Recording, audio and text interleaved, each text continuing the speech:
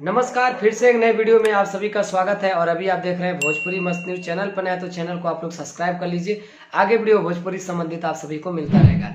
दोस्तों, आप सभी को बता दूं, आज जो है कि दिल्ली में समारोह शो स्टार्ट हो गया है, जो कि 5 बजे ही स्टार्ट हो गया था दिल्ली में। और वहां पर जो है कि काफी बड़े बड़े लोग जो है कि पहुंच गए हैं।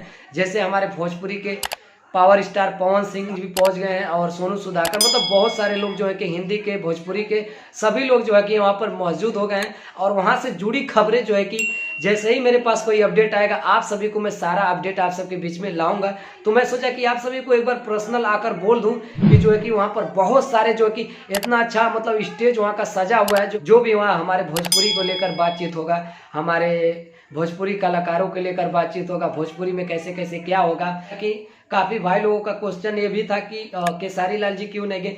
नहीं गए क्योंकि उनके पास छुट्टी नहीं होगा। आप सब तो जानते हैं काफी ज्यादा केसारी लाल जी मेहनत करते हैं। आप सबके बीच में डेली बाय डेली गाना भी आ रहा है और कल भी गाना आ रहा है नचनिया कारण, जो है कि बहुत ही अच्छा सॉन्ग है। और मैं आप सभी को बताया भी था, नहीं देखे हैं तो जाइए मेरे चैनल पे सारा अपडेट पड़ा हुआ है, आप सभी को वहां पर मिल जाएगा। देख, केसारी लाल जी का डेली बाय डेली गाना आप सबके बीच में आता ही रहता है। अभी पवन सिंह जी का गाना क्यों नहीं आ रहा है, तो इसके पीछे कुछ रीजन होगा। तो मिलते हैं अगले वीडियो में कुछ अच्छा ही लेकर, और सारा जानकारी आप सबको बताएंगे अगले वीडियो में।